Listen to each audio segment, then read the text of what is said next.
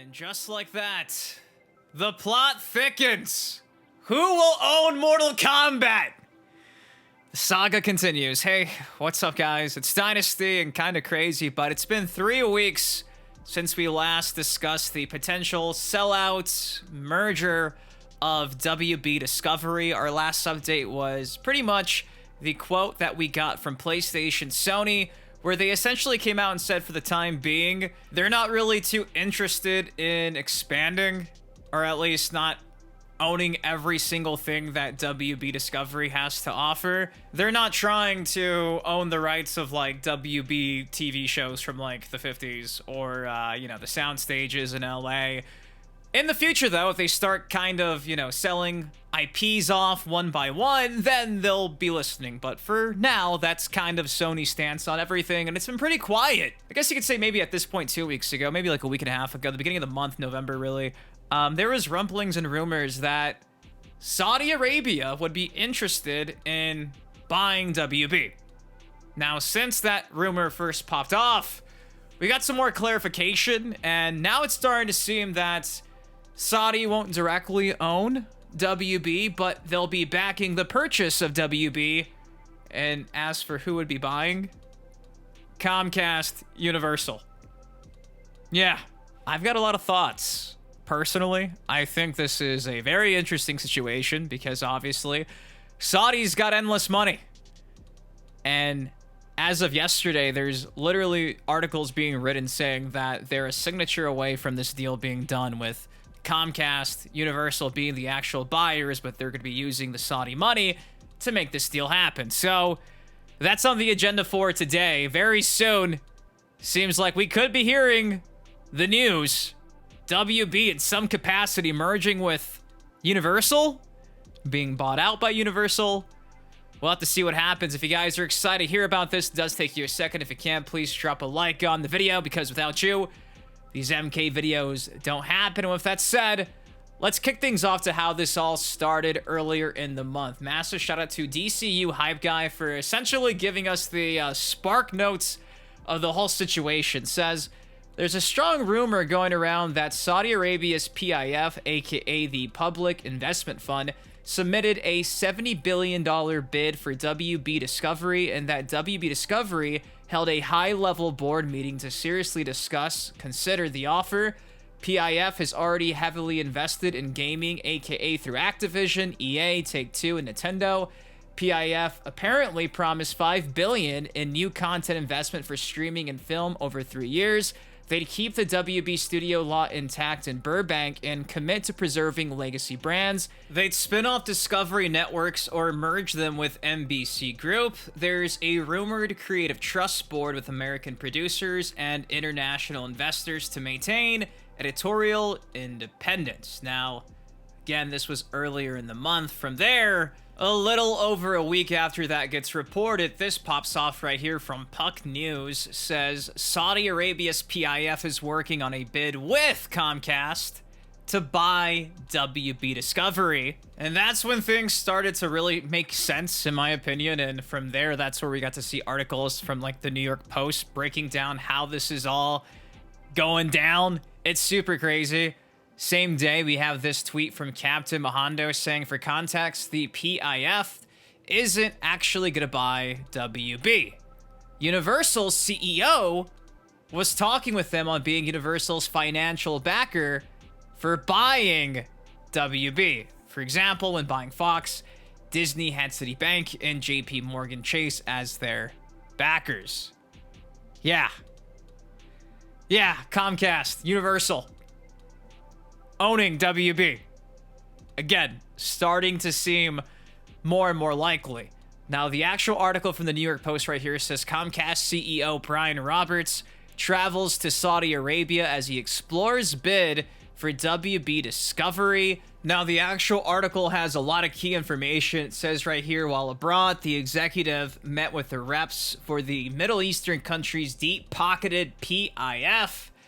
Also says the trip coincided with a high-profile dinner on October 30th to honor WBD CEO David Zaslav for his work on combating anti-Semitism.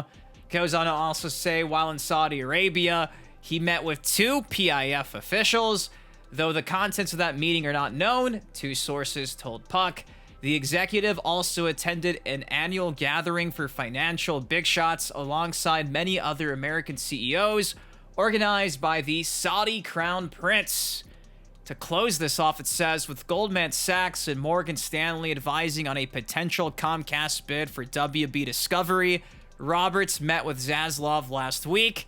While Comcast appears eager to make a bid, the company, which is worth about $100 billion, would likely need a major backer to fund the transaction. So that's essentially where we're at with the Saudis helping Comcast Universal buy WBD.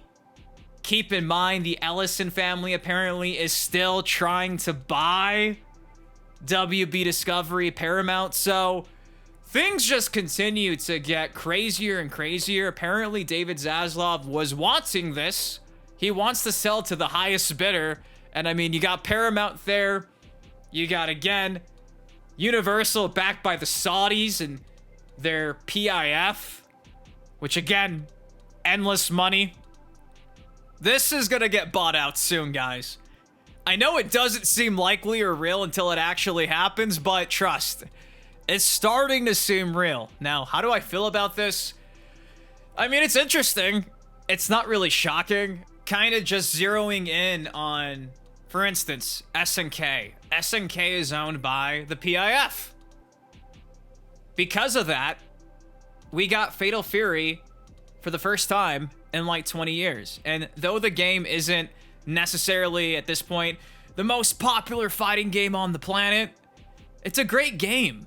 It's arguably the best fighting game, most balanced fighting game we've had since like Street Fighter 6. I understand some characters are really OP, but in terms of actual like fundamentals, things of that sort, it's the perfect game for people, old and new. Anyone can pick it up and have a good time. And again, it dropped in a good state. You could literally pick up Fatal Fury for 23 buckaroos right now and get the entirety of the first season pass, and the game's only been out for like 6 months. Compare that to dropping $10 to change the color of your costume in MK1. If the PIF is backing Comcast and Comcast buys WB, I truly do think that because they're going to have money up the wazoo, there's not going to be a reason to nickel and dime the consumer like we've seen previously. And that alone is a W. Yeah, I understand some of you guys don't like Cristiano Ronaldo being featured. You don't like certain DJs being featured. I don't think that the PIF is going to forcefully make us put Cristiano Ronaldo in a Combat Pack 2. I just don't see it happening. Again, if it does, okay. Maybe we're going to get that sometime down the line and then I'll have some thoughts, right? But until then, dare I say, this might be the best case scenario. I mean, again, if you just throw on Fatal Fury, go look at the recent trailer, like, dude, how do I say this without getting canceled? Beautiful women with jiggle physics. Something that used to be a staple of what made Mortal Kombat, dare I say, cool. Mortal Kombat, the edgy fighting game from the West. If we could get back to that, any semblance of what made Mortal Kombat Mortal Kombat, that's a W. They let Fatal Fury be Fatal Fury. If they can let MK be MK without needing to check certain boxes, cough, cough, how is this a bad deal? Especially because, again, the rightful owners are still Comcast. You feel me? So I think this could be the best case scenario.